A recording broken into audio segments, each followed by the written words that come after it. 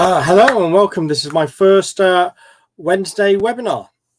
We're looking at the big change that's happening all over the point with about all the SPF, the DKIM, the DMARC settings, all those sorts of things have been floating around from Google. But first, normally if it was an in-person presentation, you'd have to do a bit of housekeeping of sort of know where the fire exits are. Well, I assume you all do in your own homes or offices. But what I do need to say is that this is being recorded. So it is going to be available for people to play at a later date. Those people who haven't been able to attend, they'll be able to actually play this webinar, and and we may well put it up onto YouTube or likewise to be able to see. So if you don't want something to be displayed, save that comment, drop us an email through separately, or if it does put up as a comment, it can be put on screen, in which case it'll get caught up in the video. Right, so that's given a chance for a bit of an introduction. We've seen lots of information coming out about these email changes. And we've seen lots of people saying, oh, we've got to get things done by 1st of February. Or hang on, there's something about a 1st of April. There's another date of 1st of June. Why is Google enforcing all these changes? Why are we having to do this with our emails? Or everything was working fine before? All of these things were happening and going around, and nobody's actually sat down and seemed to explain what it actually is, what the actual truth of it. It just reminds me of GDPR days, where you were having people talking from a very technical sort of point of background and sort of doing things as for large organizations, whereas like emails have to be encrypted. Well, all emails are encrypted as long as you're using an up-to-date service. Don't need to buy extra levels of encryption, but those solicitors might need to. So the talks weren't going quite right. So I've decided I'm going to do this about what the SPF, the DKIM, and the DMARC actually is. Now, one thing that I'm often told is we need to explain the acronyms. They don't tend to mean too much variety because we hear the acronyms. SPF stands for Sender Policy Framework. I've got to look up there just to remind me exact words, because I deal with it as an SPF. The DKIM is a domain key identified mail, and DMARC is domain-based message authentication, reporting, and conformance. Still means nothing to you? That's what this webinar is going to go through. So, what is actually going to happen? Google and Yahoo have started putting out some changes, and they're a long time coming, and it's brilliant what they're doing. What I would look at from your own point of view is these changes are fantastic, because what they're going to do is help stop a load of the scams, a load of the spoofs, and a load of the spam emails. If you remember years and years and years ago, very early 2000s, we were going on with our lives quite happily, logging onto web pages, and then suddenly Google said, if you don't put a padlock at the bottom of the top corner of your website with an SSL certificate, we're going to lower your ranking on Google. So people started doing that, and the web became more secure. Do you realize people used to log into Facebook? It was an option to turn on that HTTPS. The default was HTTP. That meant you sent your Facebook password through all the computers from your computer in your home to Facebook server, non-encrypted. We didn't even think about it. Even large companies like that didn't do it until Google sat there and said, come on, put your finger out. SSL certificates are free. The only people who need to pay for an SSL certificate are the ones who need the insurance. But actually, what we need to do is make the internet a safer place. And they're doing the same again for emails. So these things should be embraced. What I will say is, just as a slight interruption, if you do have a comment, please do put it in. If you've got a question, if I answer it at the time, or I might save it towards the end to answer. So feel free to put a comment in. But as I said earlier, anything that's put in could be caught in the video, which others will be able to see on the replay. So going back to that, Google has started to help push this along, and other companies are following suit. They've all wanted to do it, but Google's the one who stood up in the firing line to say this out, to get all the people commenting about it to say, oh, what's going on? Why are you doing this? And getting the flack and the abuse on it. So what these settings are to do will actually mean that receiving servers will get less spam, will get less scams, and will get less spoofed emails, which means the people that they look after, the people whose emails they receive, will be less susceptible to those things that can steal money off them.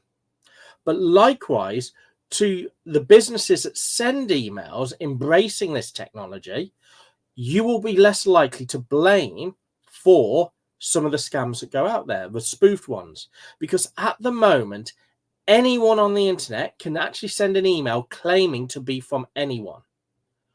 And that will always be the case.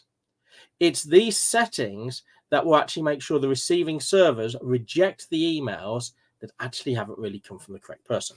So we've got two types of emails that exist. We've got our normal emails. These are communication emails. These are ones when we talk back and forth, we have a conversation, we are doing that direct conversation. Like we might send a message to someone, we might have a talk to somebody physically. These are those emails. Those are the ones you send from your email application. So your Apple Mail, your Outlook, possibly your webmails, all those different things. Those normal emails. For those to continue without any impact whatsoever, you just need an SPF or a DKIM record set up on the system. So as of right now, as of midnight tonight, that's all you need, and you'll have no interruptions for those types of communications. People have been having disruptions already for a few months with Google, is if you don't have an SPF record. Now, there is no excuse for people to not have an SPF record. You can have emails from three types of systems. You can have your Microsoft 365 or your Google Workspace. Those types of email systems are very professional, and they'll have that SPF record, and they do give you the options for setting up your DKIMs. The DKIMs usually needs going in that bit more technical of a level. Again, you can look it up. You can have a look at some of those settings. My recommendation, actually speak to your IT person. They should be able to sort that for you. But the DKIM is all configured from those control panels. The other place we get emails, or we send emails from of people, is when they've brought web hosting and they've got what's called IMAP, IMAP emails. And these are very bare basic emails. They literally will do emails, only emails, no contacts, no calendar, nothing of all those bits. Some of the other services try and hybrid a few bits in, but nope, IMAP is just emails. They don't synchronize the calendar with your Outlook to the web. You can't look at your calendar on your phone and on your email application and have them all go through. It is just emails. Some web hosters will set up an SPF record. Others don't. They leave these settings and what are known as DNS settings. They go on your name server. They just leave them pure blank. It's for you to deal with. So SPF is the bare basic.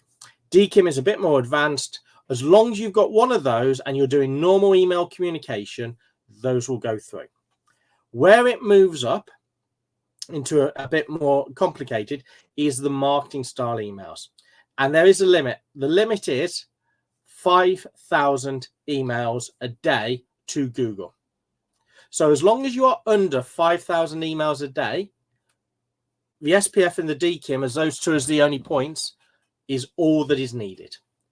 If you are sending 5,000 or more emails a day to Google, which is like at Gmail accounts or Google Workspace accounts or Yahoo, you will need to have a couple of other things in place. Okay. You will need SPF and DKIM, both set up for the mailing system.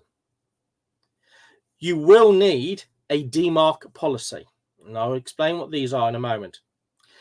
As of June, there must be a single-click unsubscribe option. So the person who receives the email must see a pure link that can go unsubscribe.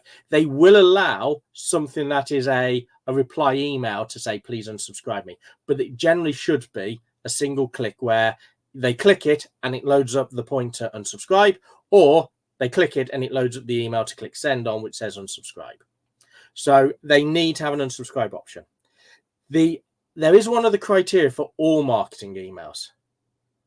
And I can't imagine why anybody would do this, but I have seen some systems allow it. Do not spoof gmail.com or yahoo.com emails. If you've got a marketing system like ActiveCampaign, MailChimp, MailerLite, they do sometimes allow you to authenticate your email by receiving an email, clicking a link and going, yes, that's my email. And then they will try and send out as that email. Don't. If it's coming, most of them are turning that feature off now because of these requirements. But if you're getting a marketing email and it comes from something at gmail.com or somebody at gmail.com, even if it's a business name at gmail.com, no, it doesn't. It looks a scam. So it's not worth doing. Don't do that.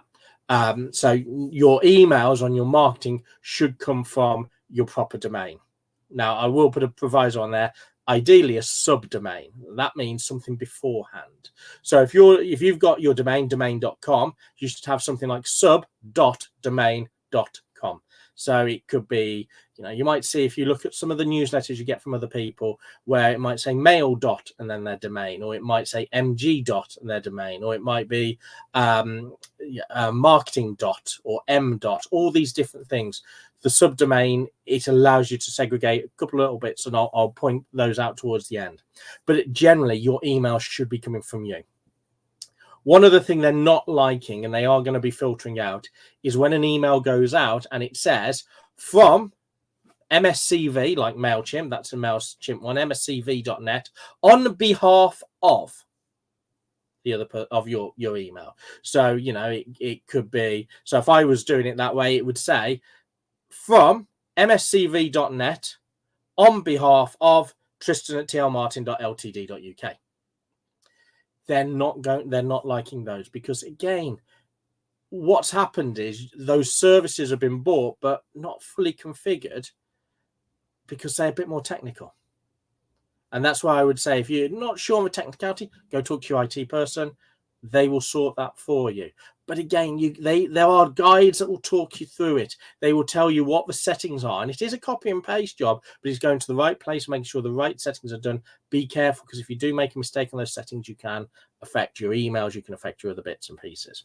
So 1st of February, what's going to happen is, if you don't comply with those rules, and they're not really difficult rules, because marketing emails from a marketing type system, and it's not just marketing, it's automated systems, so CRMs.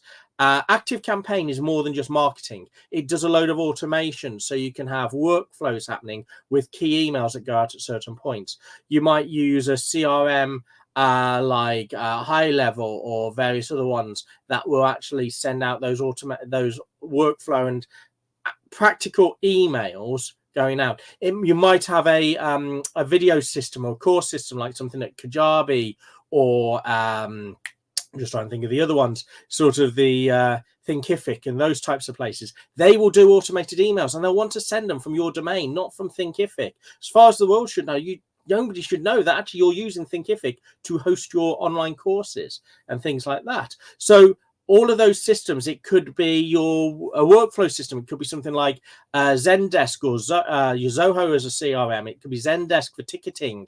Autotask, where IT people use a lot for ticketing. It could be Infusionsoft. It could be all of these different platforms. If you're in recruitment, there'll be lots of recruitment platforms that will deal with all the CVs and so forth behind the scenes. And they will want to send out as your domain. And all of those things will tell you exactly what needs to be added to your name server, to your DNS records.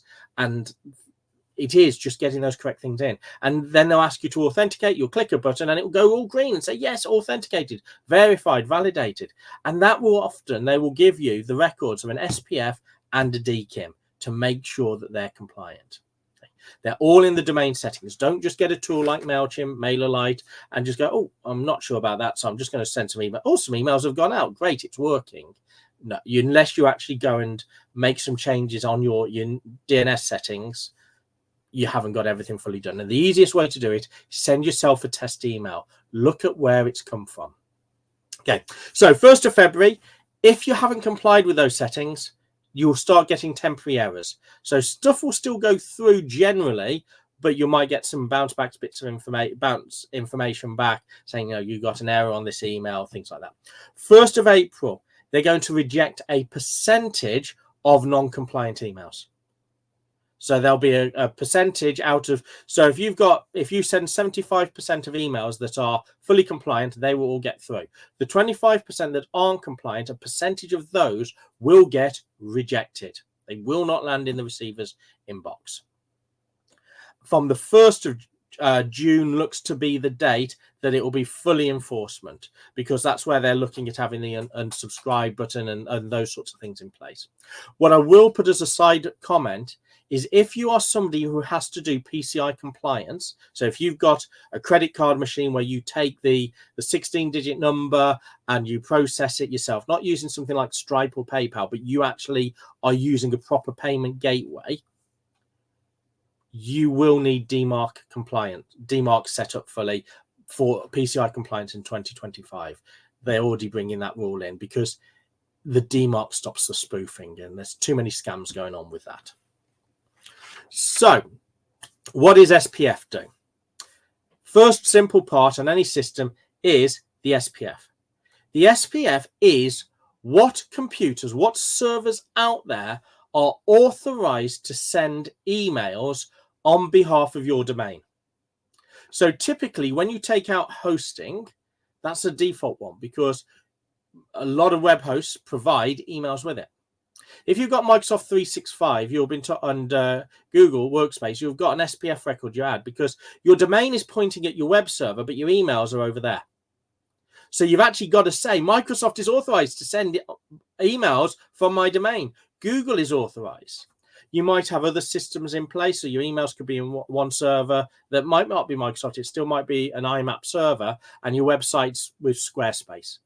Again, you've got to point out where emails can come from. But don't forget, your website will often send emails from the contact form. So there are lots of places emails come from. Every single computer that emails from your domain come from has to be in the SPF list. There are a couple of provisos because they do it a slightly different way, but they will tell you that on the setup. It's very, very few. But SPF, that is the bare basic minimum everybody should absolutely have. DKIM is where each email that gets sent is digitally signed as it's sent out. So that actually authenticates the sender, the sending mailbox, where it has come from. The email is digitally signed. It's a lot more secure to use, and that goes through. Now, DKIM often has to be set up on your normal emails by going through an extra few buttons. So with Microsoft, in the admin console, there's a security area that you can go to in a policies and threats section, and inside that there is the setup for the DKIM, and it will give you the records, and then you have to put the two selectors in and rotate the keys every 6 months. That's the best practice. Google, again, if you go into the Google Workspace, the admin console, and go into the various email settings, you'll get through and you'll see one about setting up DKIM. And those records need to be added to the name server, to the DNS records, to authenticate those emails.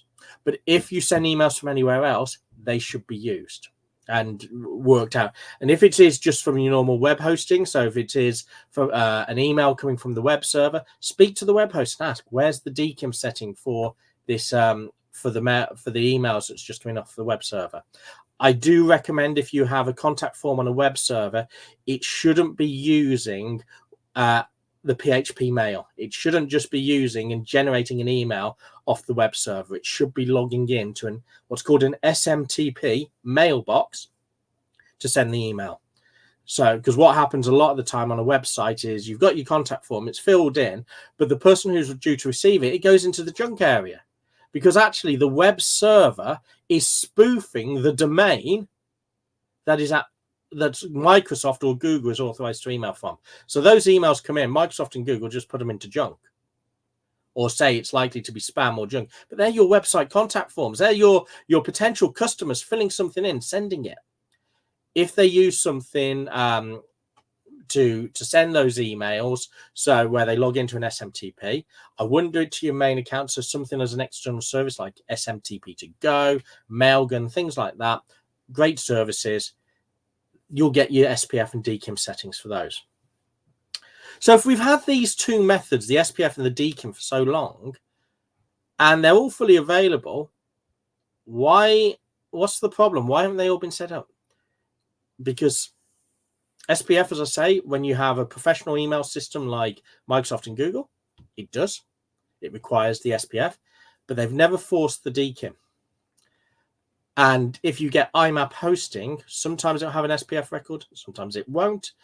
People don't know what they are. So again, it's that techie thing. It's something that we got taught about as when going to the university, as myself, of doing computer science, internet technology, because that's how the internet works. But it's not your normal pub conversation. So it is a bit more techie to add to it. But if we've got these set up, how do we still end up with so much spam, scams, and spoofed emails come through? Many of us will have seen an email where we've got it through and it says, you look at the email address and it actually comes from your email address. And it says, we've hacked your email. You can see we've hacked your email. Look at the from address. It's from you. We have access to your whole mailbox. Pay us this many Bitcoin, or we will send all the emails out to your contacts and so on of what's in your mailbox. And you're looking, but no, I've got MFA on, I've got this on, I've got that on. Nobody's hacked into my mailbox. I've changed my password and I've still got that email. It's because they've spoofed you. So, as I say, anybody can send an email from anybody else. If you go back 18 years, DHL was a typical one. You get emails throughout regularly claiming to be from DHL, and it actually looked like it came from DHL. And it had a zip file. And it says, we've missed delivery. If you want to rearrange delivery, please open the attachment, follow the instructions. And the attachment was actually malware. Most people deleted those emails because, like, well, I'm not expecting DHL delivery, delete. But the people who were due one, and it was something business critical, and it was something it might even be a personal critical thing. It might be, I'm waiting for that new toy. It's got to come through. I'm waiting. DHL's, they haven't even knocked on my door. They've gone. Oh, I can't believe they've done that, because it has, that reputation happens. But it all looked like it came from the correct address. They were being spoofed. It happens today where emails will go to sort of second, third finance people in the company, finance people in the company, where it will appear like it's come from the boss saying, can you, what's the quickest way for us to do a bank transfer? So they reply, and then goes, right, can you make sure that can you pay me these invoices quickly? Always an urgency. So someone jumps onto it because the boss has said to do it, and they're about to pay thousands of pounds to something the boss hadn't done, but it looked like it came from those emails. The reason those spoofed emails come through, even if SPF and DKIM are set up, is because it relies on the receiving server to do something with them. So you have even Microsoft, even Google. Google will typically put it into junk. It might put a big banner on the top and say, please be cautious. This email looks like it might have been spoofed. This email looks like it might be a scam. Microsoft receive them, put them into junk. Unless you are paying for third-party spam filtering, they'll get through. So the large organizations will often pay that, because it's about maybe £3-4 a mailbox for extra spam filtering. So what happens is the email goes to the spam filter, it gets filtered through with all these strong rules, and then it gets sent over to the end user. There's still a risk though, because a lot of the time, anything it filters, it puts in a quarantine record, sends that email over and says, these emails have been quarantined. Do you want to release any of those? They can still release them and receive them. Very rare do they just completely delete them. For the majority of people using emails, we won't pay that extra much for an extra spam filtering on there. We're paying for Microsoft emails. We're paying for emails at hosting. We're paying for these emails. I'm not paying an extra £3-4 a month for extra filtering in. Fine. But that's where they come through. But even if you did, for protecting your end, what about if it's a spoofed email to one of your customers? Can you change my bank details? We've changed banks, so our bank details are changed to these. Can you update your records for all future payments, please? Now, we all know when we're giving an email that says, please change your bank details, to give that company a phone call from a phone number that we know for that company from their website, not the one in the email, but we don't. We just follow instructions. We're busy, we've got things on. And that's what the scammers are all hoping for. So if the customers aren't going to put the spam filtering on, even if you do for yourselves, it still doesn't stop people trying to scam your customers in your name. Could you imagine that? Your customer ends up losing several £1,000s because they received an email that actually looked like it came from your domain. And that's where Google's had a bit of enough of it and started to go down this DMARC route. And to be honest, DMARC's been around for a while. We need it. It's not enforced yet, except obviously if you're doing marketing emails, but even the marketing policy, it's not fully enforced. It's coming. Be aware, it's coming. In a year, 2 years, DMARC will need to be fully turned on and running for emails to go through. And to be honest, there's no excuse for it to be not to be turned on within a month. So what DMARC does is this.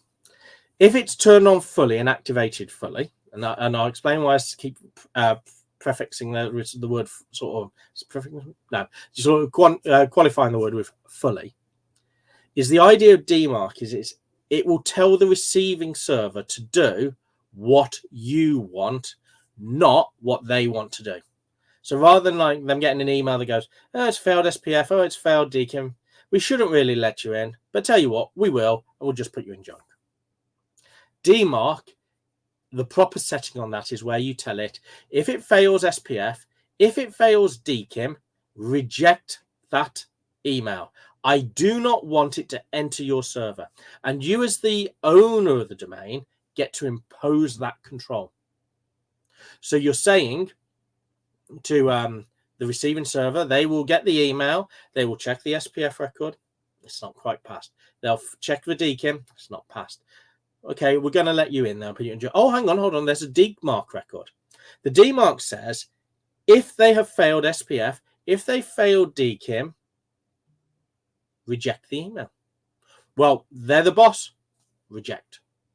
The email doesn't get through to the customer.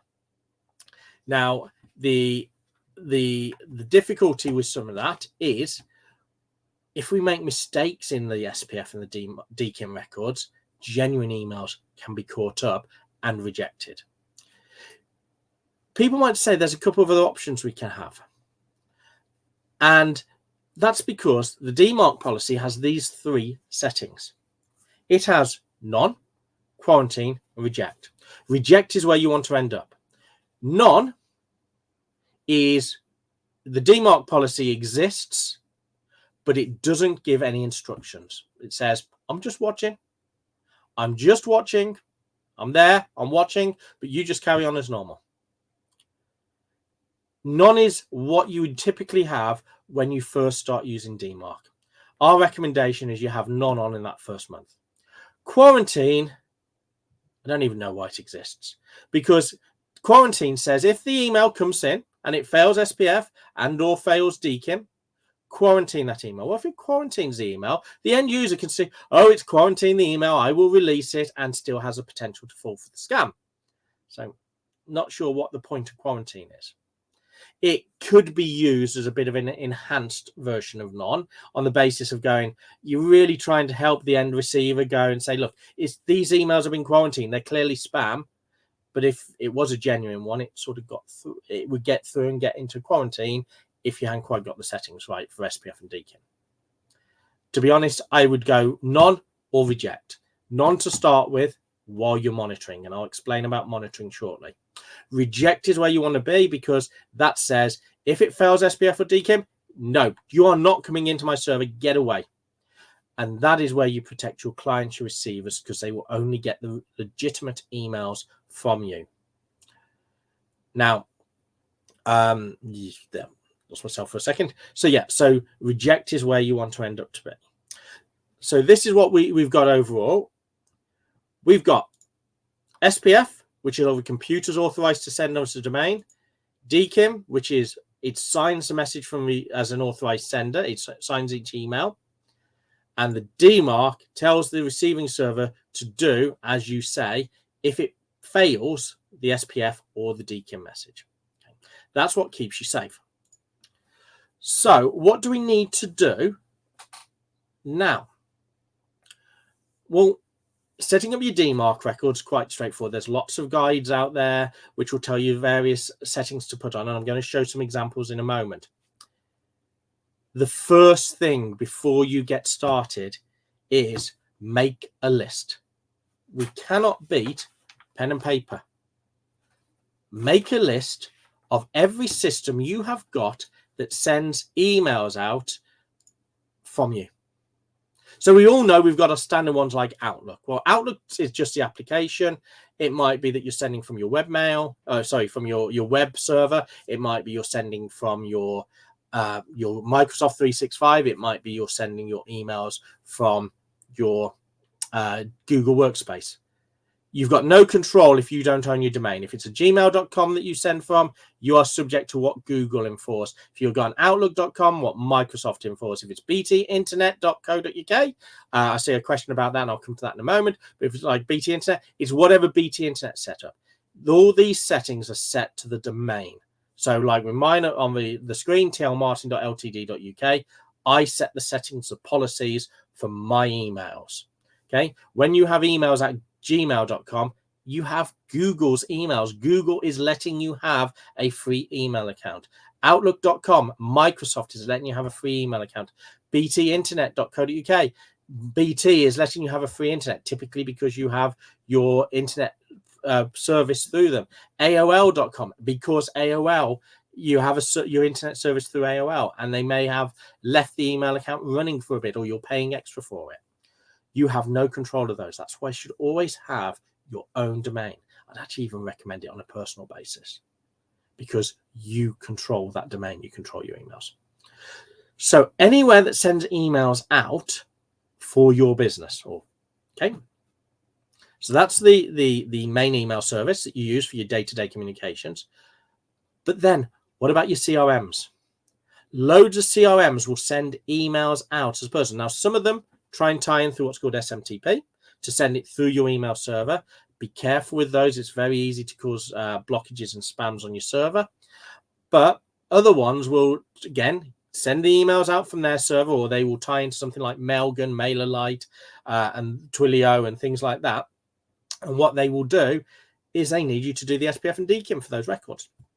So that will set up. So anything sending emails out, so look at your CRM systems. Where do you have that flow? What are your marketing systems? So your things like MailChimp, MailerLite, it might be a Salesforce. It could be anything where you can send out those sort of sales, those newsletters, your HubSpot, all of those sorts of places. What do you use? Zoho. What's using there? Go and have a look through the settings. What's being sent out in emails? Automation tools. Even Zapier to a certain degree will tie into other services. You've got Active Campaign that has workflows, High Level, all those different tools out there that have the workflows in, and they are all review automation. Some of them combine CRMs, marketing, and automations. Some of them have it separately. MailChimp has stopped bringing in automations. It can be key tools for your job. So like ticketing systems, we use obviously a ticketing system, Autotask. Some people use things like Zendesk for general support tickets. Dentistries will use various dentist specific applications that will send emails out. You've got all of these different tools out there that can send emails. So do a list. What is it where you know that you can send an email that goes out automated? It might be a process they're doing. It could be because they filled in a form. It could be all sorts of things. And should it be coming from your domain? And if so, have a look. Do a test email. Add yourself in as a customer. Put it in your personal Gmail account into your own system as a customer. See what happens. See what email you get. See what the quality is. Does it say come from mscv.net on behalf of, or does it actually come from your proper email? Check on that formatting. I will put a slight statement in on there. If you're an Apple user, Apple hides the email addresses. So you do have to tap and go in a 2 steps in to view the actual email address. It's my only quirk over. I love Apple. I love Windows. I love Apple. I love them both to bits. Apple has slightly favored with emails the visual sort of effect over the security. With Outlook, you see the name that it was sent from, and you see the full email address that was sent it. With Apple Mail, it's hidden. So always click on the name, go in further and have a look in what was the email address that actually sent it. When you've done that list, you can then go into those applications, look at the settings, look as they go through. You can even do a check against your domain to actually see which ones are configured, which again, I'll show you in a moment. So actually, with that, I may as well go and do that as a bit of demonstration. So here's a tool we use. This tool is all about the email deliverability. So I've done the scan on my name. Obviously, I've got to be careful as I'm doing demonstration. So tlmartin.ltd.uk. I'm going to stop I'm going to talk about the red one in the room at the moment, BIMI. Doesn't matter. Not yet. It's too expensive. It is £1,200 a year. And you have to have your logo trademarked in order to get that. And it will only work at this moment in time on Apple emails as a receiver. So the people receiving your email, Apple and Google. It's not widely adopted enough. Give it a few years, the price will come down, the requirements will come down, and more people will use it. What this would do, BIMI, is, you know, when you look on your phone, if you look at your emails on your phone, you've got a circle with the initials in. What BIMI does is force your phone to display the trademarked logo, which gives a very nice visual representation to say this is the official sender. Because the only way you can have your logo shown when it is on that circle with the initials on your emails, on your phone, on Google does and things like that, is if you've got your BIMI record. And that's why I don't have the last two, because I'm not in the Amber halfway setup and I'm not fully set up. So no, BIMI, nobody really is expected to do that. Amazon has it. I think National Geographic has it. You're talking about companies that, the best part of, whatever trademarking costs, plus £1,200, plus the other bits you've got to go through, you're probably looking at the best part of £2,000 a year just to get your logo to appear in that little circle, which at the moment has the initials. It's not for the small business. So we've got the other ones that we talk about. So DMARC, which obviously is what we do with an email if it fails, the SPF or DKIM, and we've got the SPF and DKIM. Now, you may do this. This domain scanner is available on my website. You can go to the website and actually go and have a look. If I just do that as a quick part there.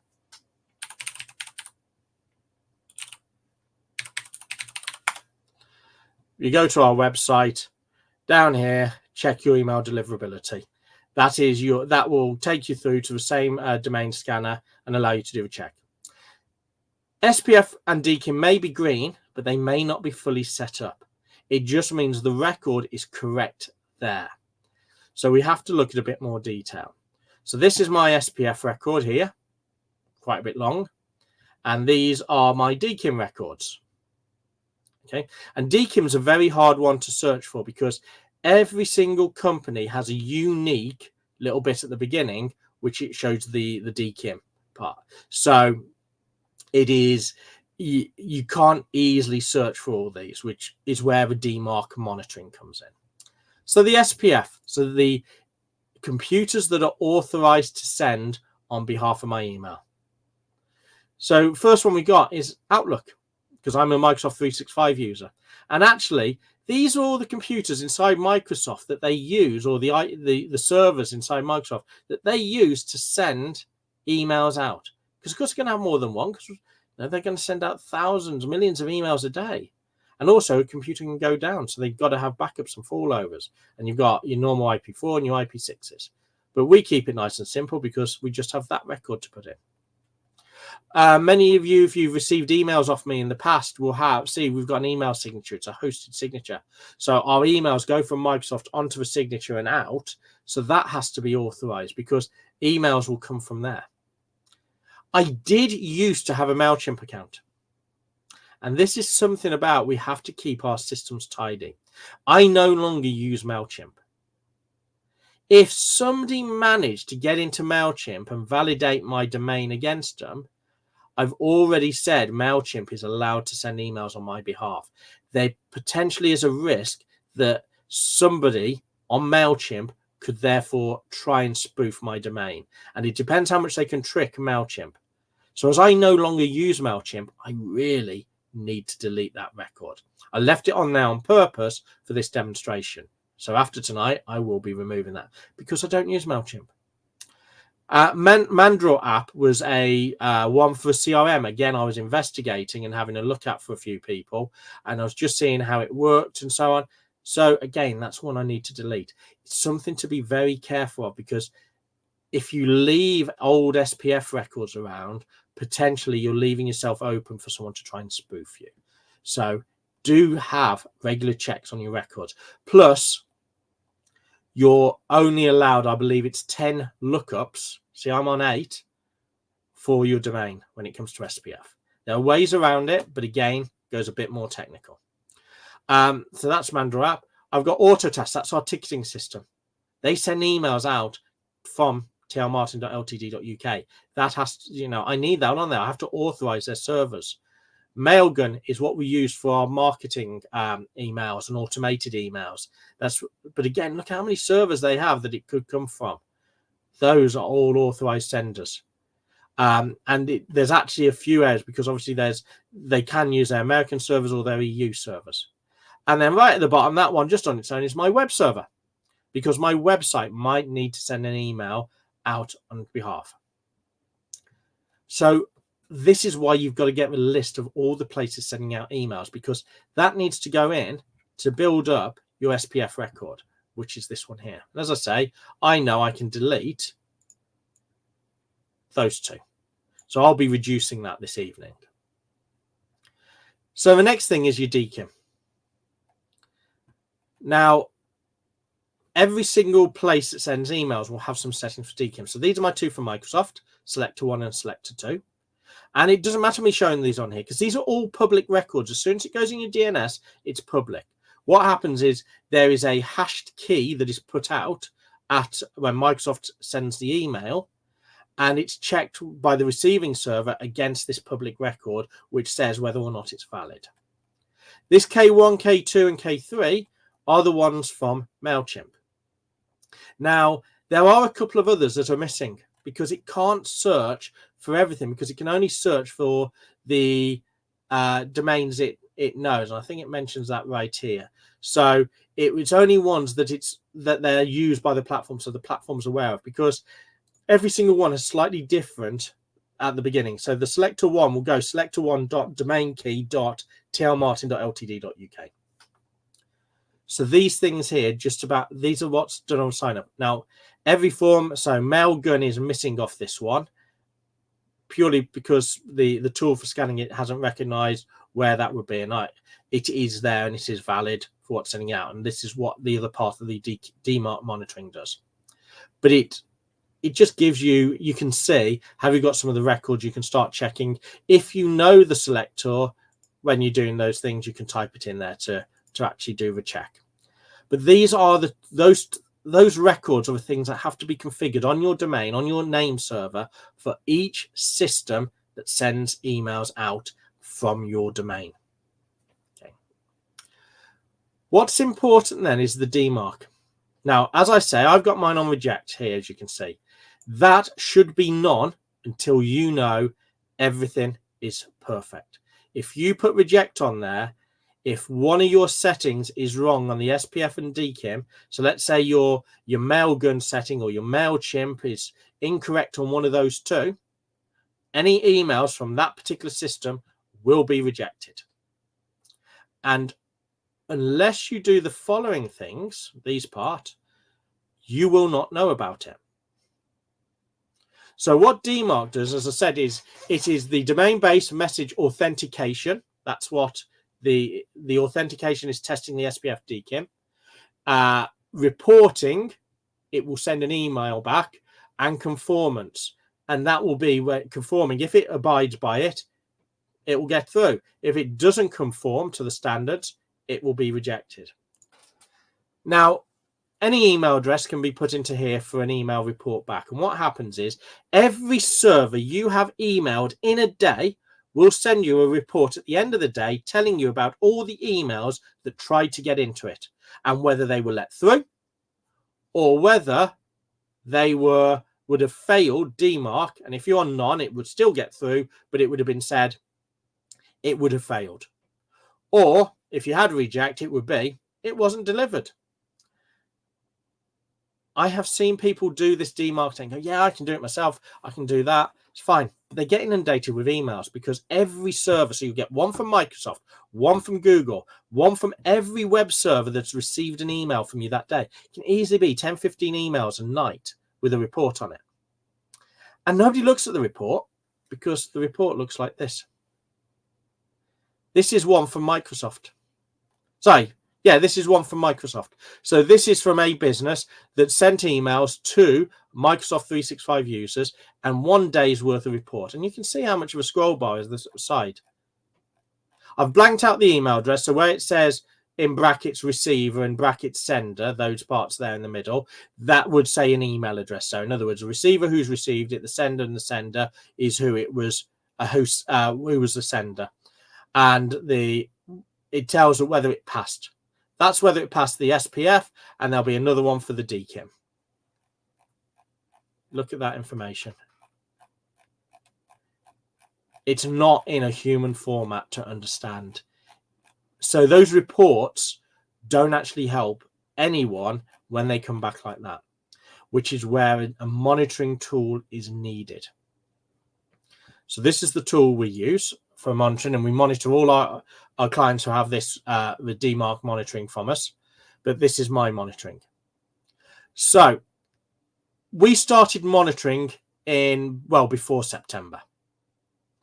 We turned on reject in November, and you can see down here about the different peaks and troughs. So the green is obviously everything that's great.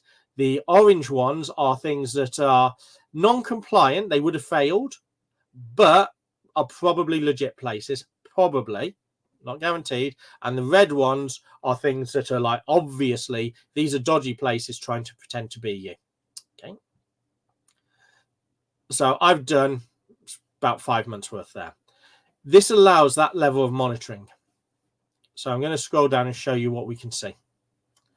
So, and this is why monitoring is needed. So all that XML files, all those files that have come that look just like that bunch of text, get turned into a nice graph because it makes it nice and visual.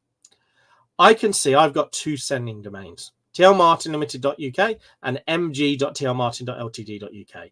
So the TL Martin Limited is our main emails, and the MG one is our marketing emails because that's Mailgun. So I can continue on to here. So I expand that down. So in those 5 months, I can see I sent 1,500 emails. Just over 1,000 came from Microsoft. Now, you look at that and see, well, I didn't get 100% all the way through.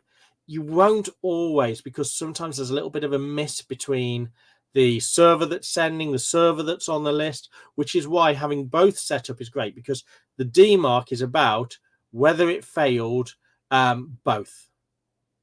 As long as it passes on one or the other, it will get through. There is a strict mode on it if you're really strict, but ideally you should be running your own servers for sending emails on that basis. But when you're using other ones, sometimes they can be a little bit break between. So, I mean, if I looked and opened up my Microsoft ones, we can sort of see where they've passed, and it might be they failed there, but they've passed on the DKIM. Okay, those are the ones from my auto task system.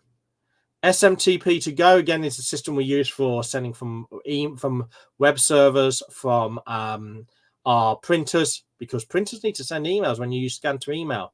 No system should be allowed to log into your Google account or Microsoft. One, if it's a username and password, because you'll have MFA on, and printers don't know how to do MFA. Web contact forms don't know how to tie into MFA. So you either have to turn the MFA off, your multi-factor authentication, which opens up a security door, and we wouldn't have got Cyber Essentials if that was the case.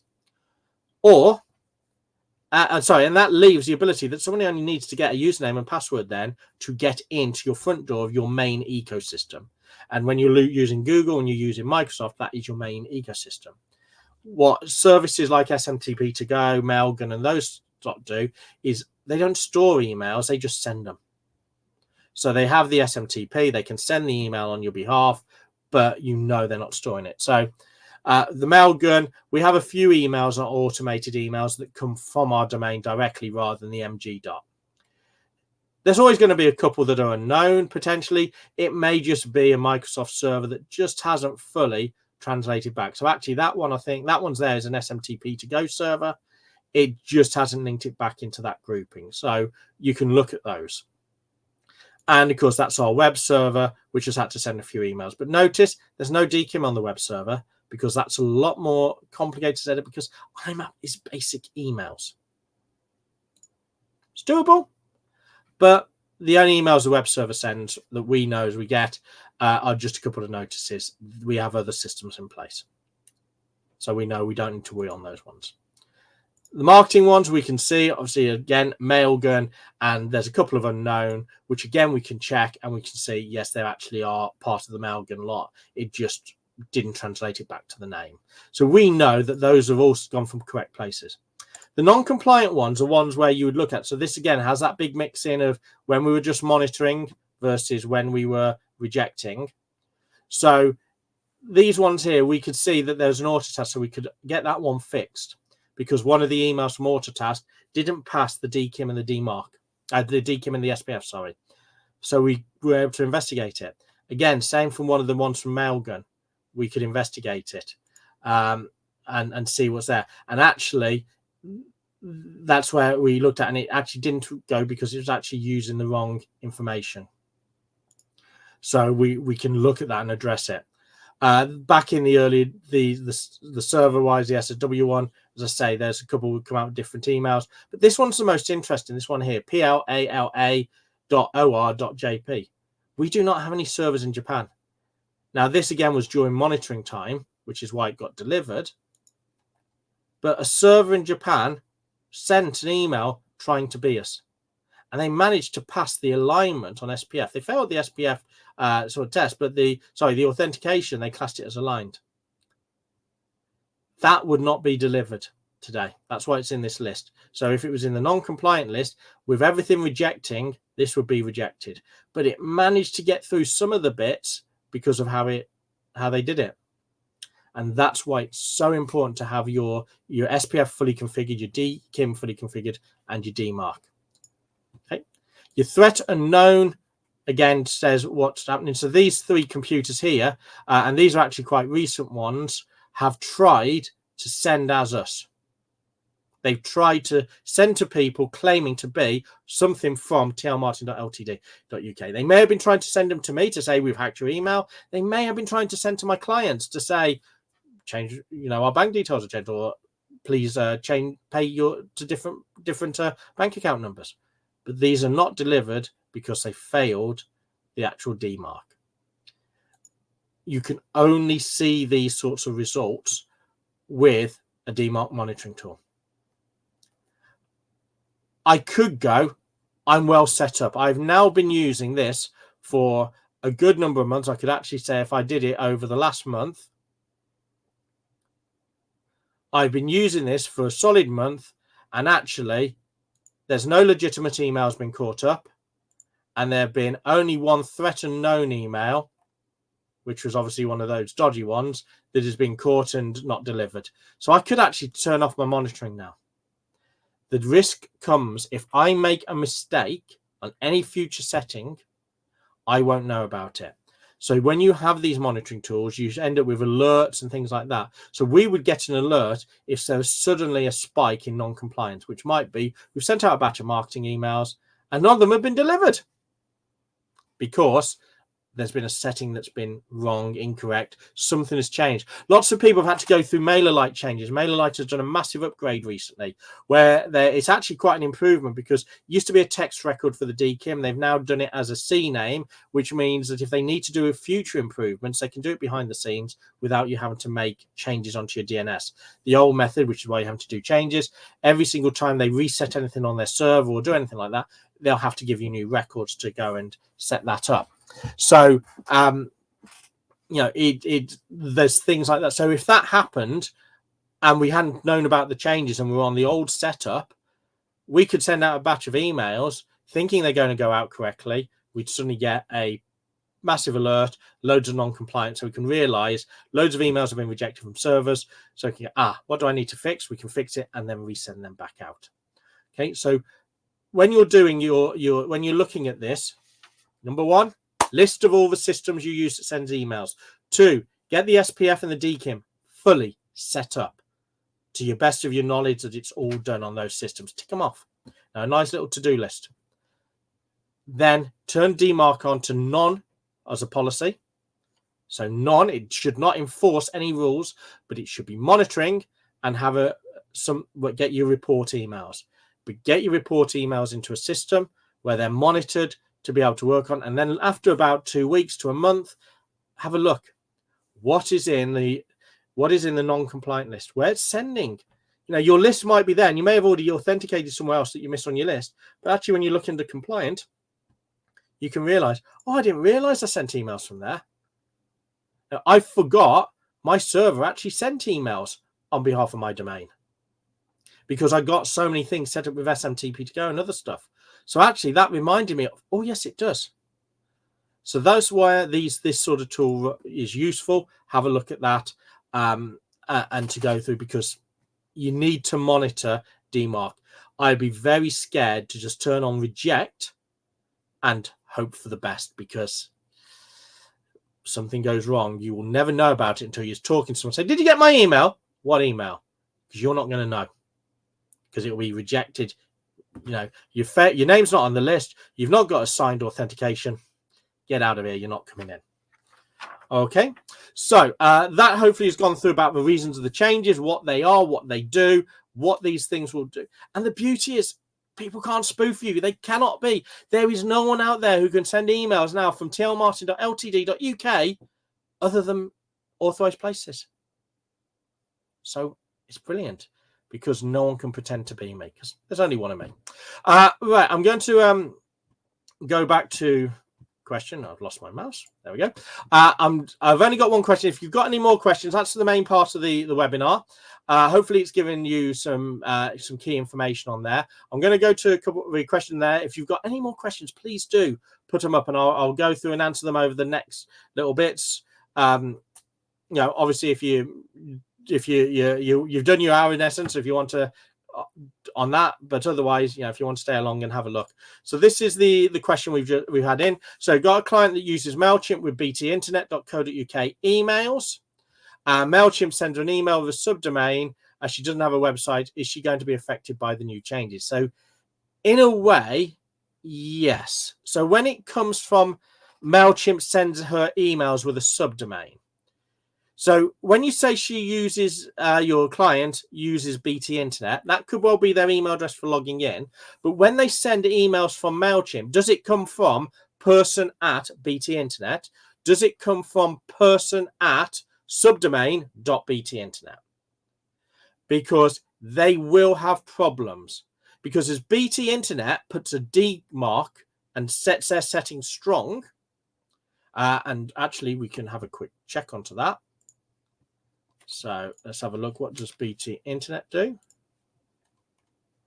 So if BT Internet was to put in, because technically speaking, when that person's using MailChimp,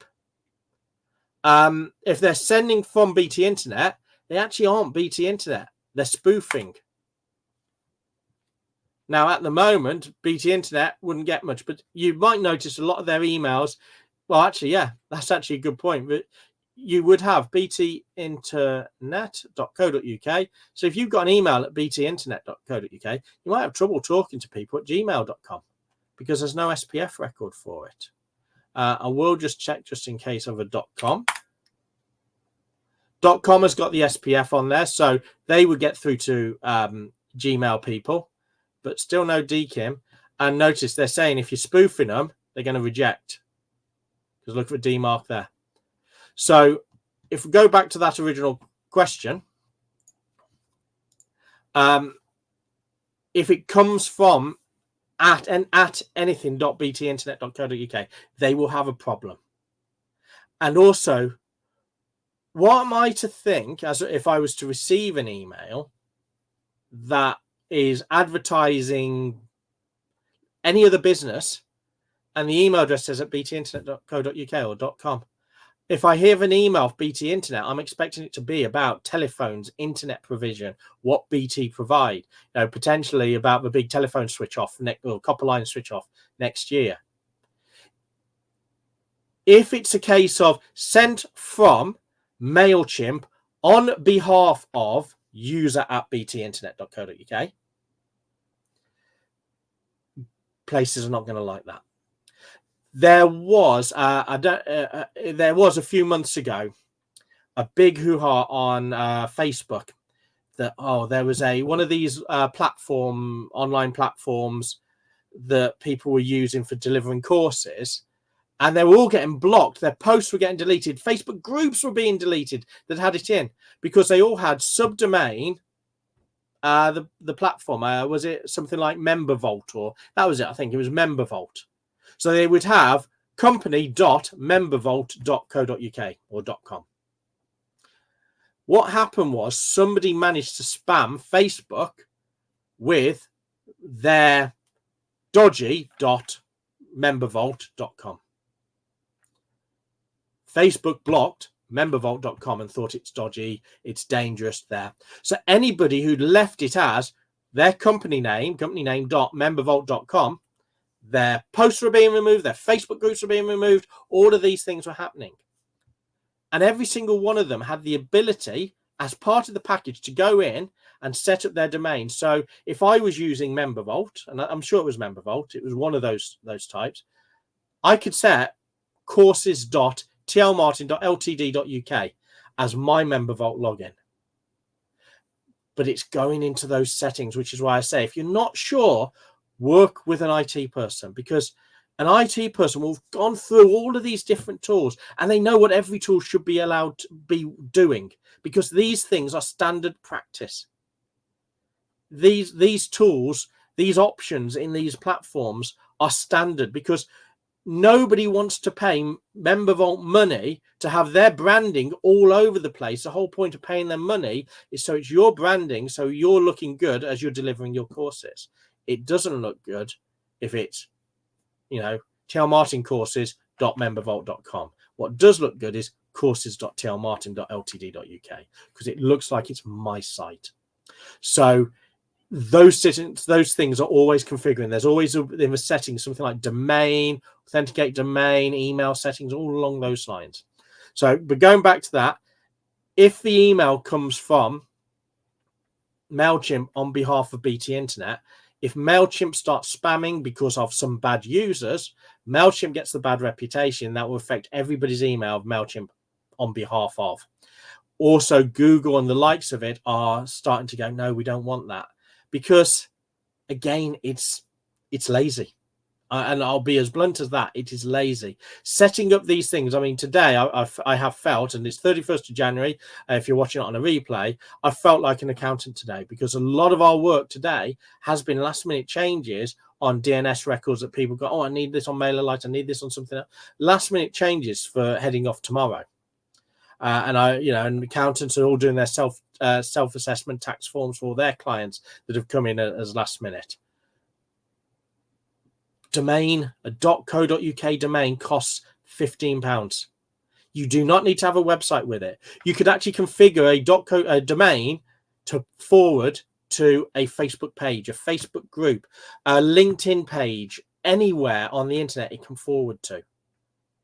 But then you've got control of your emails, and your emails going out. So for the sake of £15 a year, get a domain so it goes through. If you cannot afford £15 a year, there is something more wrong with the business. I'm going to be that blunt. £15 a year, £1 and a bit a month. But we're able to pay for MailChimp marketing and emails going out because MailChimp's prices have all gone up. We can't pay £15 a year. Pay £15 a year, but do not send your business emails from BT Internet. Do not send them from Gmail. Do not send them from Hotmail. Do not send them from Outlook. Go back to, would you have bought off a builder in the year 2000, 1998, 99, year 2000, if all they had on the van was a mobile number? You know, when we go back to the bricks we had against our ears, no, because it didn't mean, it felt like they didn't have a fixed residence of business. It's the same thing with emails, £15 a year. If they can't be willing to pay £15 a year for a domain, are they insured? Have they shortcut on licenses? Are they using Microsoft Family instead of Microsoft Business? Will they keep my data secure? Should my data be in their MailChimp account? Those would be the things that would be going through my mind. All over £15 a year. It's not a lot on that. So that would be my advice on that. Jacqueline, obviously you said that, and I know you would have done because obviously we've spoken before and passed on things. So that'd be the thing there.